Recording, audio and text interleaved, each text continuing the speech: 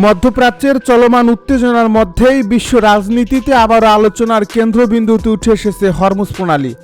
রাশিয়ার নিরাপত্তা পরিষদের ডেপুটি চেয়ারম্যান ও সাবেক প্রেসিডেন্ট দিমিত্রি মেদভেদেবের সাম্প্রতিক মন্তব্য ঘিরে আন্তর্জাতিক অঙ্গনে নতুন করে শুরু হয়েছে বিতর্ক।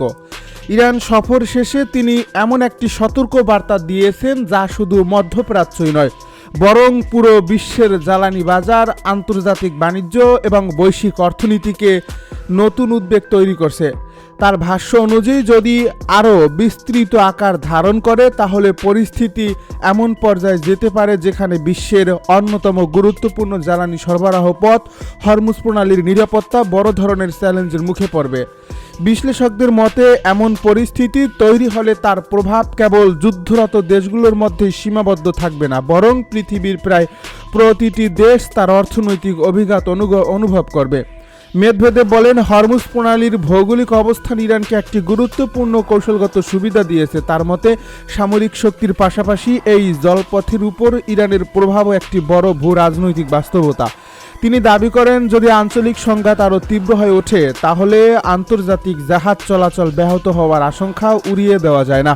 তার এই মন্তব্য প্রকাশ্যে আসার পর পশ্চিমা বিশ্ব, জ্বালানি বাজার এবং আন্তর্জাতিক কূটনৈতিক মহলে নতুন করে আলোচনা শুরু হয়েছে। যদিও অনেক বিশেষজ্ঞ মনে করেন এমন পদক্ষেপ বাস্তবে নেওয়া হলে তা ইরানের জন্য বড় অর্থনৈতিক ও রাজনৈতিক ঝুঁকি তৈরি করতে পারে।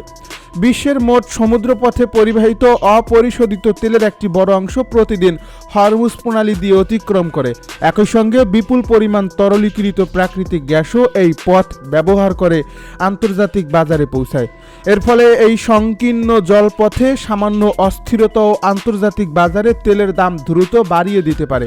অতীতেও এই অঞ্চলে উত্তেজনা বাড়ার সময় আন্তর্জাতিক বাজারে জ্বালানির মূল্য উল্লেখযোগ্যভাবে বৃদ্ধি পেয়েছে।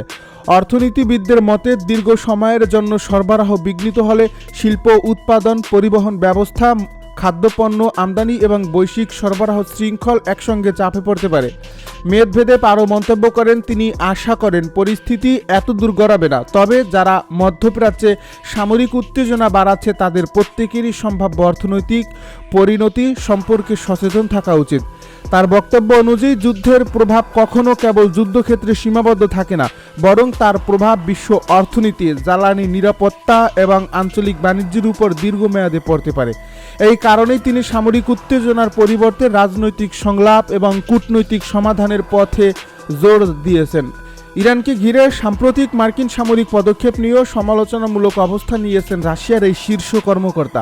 তার দাবি, আলোচনার পথ পুরোপুরি শেষ হওয়ার আগেই শক্তি প্রয়োগ পরিস্থিতিকে আরও জটিল করে তুলতে পারে।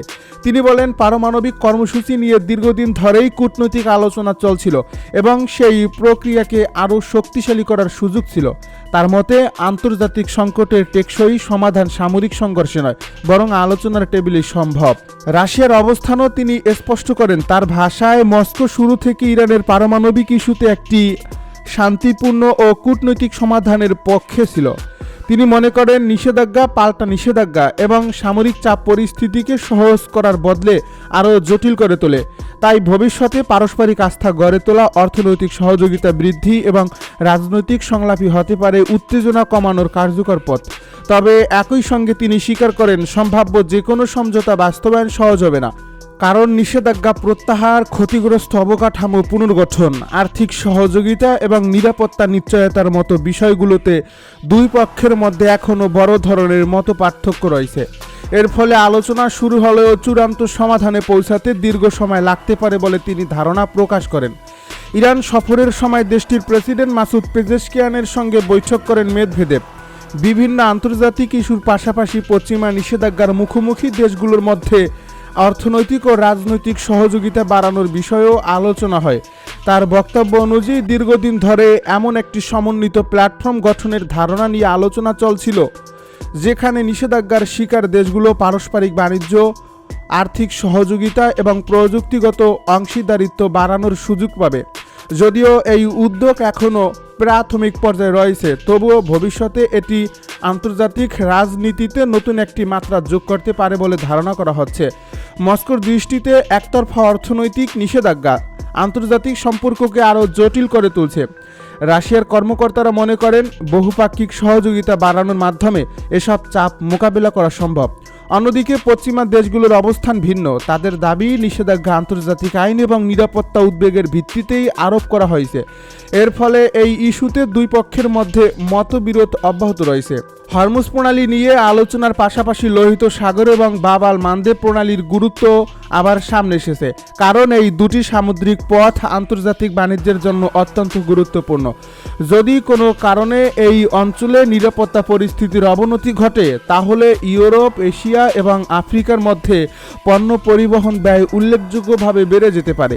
এতে শুধু জ্বালানি নয়, খাদ্যপণ্য, শিল্প কাঁচামাল এবং ভোগ্য পণ্যের দামও বাড়বে আশঙ্কা তৈরি হবে।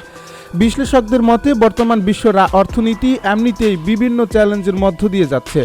উচ্চ মূল্যস্ফীতি, বৈশ্বিক ঋণ সংকট, সরবরাহ ব্যবস্থার দুর্বলতা এবং ভূ রাজনৈতিক উত্তেজনা একসঙ্গে বাজারকে অস্থিতিশীল করে তুলছে। এর মধ্যে যদি মধ্যপ্রাচ্যের গুরুত্বপূর্ণ সমুদ্রগুলো নতুন করে সংকটের মুখে পড়ে, তাহলে আন্তর্জাতিক বাজারে আরও বড় ধরনের অস্থিরতা দেখা দিতে পারে।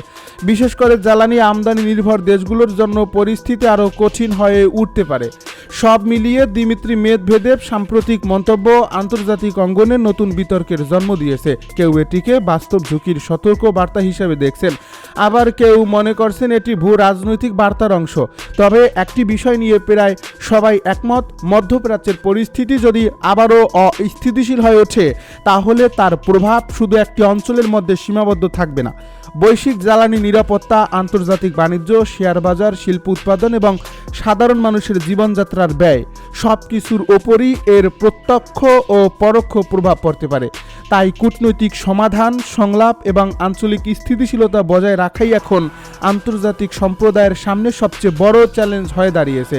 ওয়াশিংটনের মতে বেইজিং যদি তাদের সামরিক কর্মসূচি সম্পর্কে আরও স্বচ্ছ না হয়, তাহলে ভবিষ্যতে ভুল বোঝাবুঝি এবং আঞ্চলিক উত্তেজনা আরও বেড়ে যেতে পারে। অন্যদিকে চীনের প্রতিরক্ষা মন্ত্রণালয় জানিয়েছে এই ক্ষেপণাস্ত্র পরীক্ষা সম্পূর্ণ পরিকল্পিত এবং এটি কোনো নির্দিষ্ট দেশের বিরুদ্ধে পরিচালিত হয়নি। তাদের দাবি, আন্তর্জাতিক আইন মেনেই পরীক্ষাটি পরিচালিত হয়েছে এবং সংশ্লিষ্ট কয়েকটি দেশকে আগাম অবহিতও করা হয়েছিল। বেইজিংয়ের ভাষ্য অনুযায়ী এটি ছিল সামরিক প্রস্তুতি যাচাইয়ের একটি নিয়মিত কার্যক্রম, যার উদ্দেশ্য আত্মরক্ষামূলক সক্ষমতা মূল্যায়ন করা। তবে আন্তর্জাতিক নিরাপত্তা বিশ্লেষকদের একটি বড় অংশ ভিন্ন মত পোষণ করছেন। তাদের মতে ক্ষেপণাস্ত্রটির পাল্লা এবং প্রযুক্তিগত বৈশিষ্ট্য বিবেচনা করলে এটি শুধুমাত্র একটি রুটিন মহড়া নয়, বরং এটি এমন একটি কৌশলগত বার্তা যা প্রতিদ্বন্দ্বী শক্তিগুলোর জন্য গুরুত্বপূর্ণ সংকেত বহন করে। যদি এই ধরনের ক্ষেপণাস্ত্র সমুদ্র ভিত্তিক প্ল্যাটফর্ম বা পারমাণবিক সাবমেরিন থেকে উৎক্ষেপণের সক্ষমতা অর্জন করে থাকে, তাহলে চীনের দ্বিতীয় পর্যায়ের পারমাণবিক প্রতিরোধ ক্ষমতা আরও শক্তিশালী হয়েছে বলেই ধরে নেওয়া যাবে। এই ঘটনার পর জাপান দ্রুত উদ্বেগ প্রকাশ করছে। টোকিও জানিয়েছে পূর্ব এশিয়ার নিরাপত্তা পরিস্থিতি ইতিমধ্যেই সংবেদনশীল অবস্থায় রয়েছে। এমন সময়ে দীর্ঘপাল্লার ক্ষেপণাস্ত্র পরীক্ষা পুরো অঞ্চলের জন্য নতুন অনিশ্চয়তা তৈরি করতে পারে। একই সঙ্গে অস্ট্রেলিয়াও জানিয়েছে তারা পরিস্থিতি নিবিড়ভাবে পর্যবেক্ষণ করছে এবং আঞ্চলিক অংশীদারীদের সঙ্গে ঘনিষ্ঠ যোগাযোগ বজায় রাখছে। বিশ্লেষকদের নজর কেড়েছে আরেকটি বিষয়। ক্ষেপণাস্ত্র পরীক্ষার সময়ের কাছাকাছি অস্ট্রেলিয়া ও ফিজির মধ্যে একটি গুরুত্বপূর্ণ প্রতিরক্ষা সহযোগিতা চুক্তি স্বাক্ষরিত হয়েছে।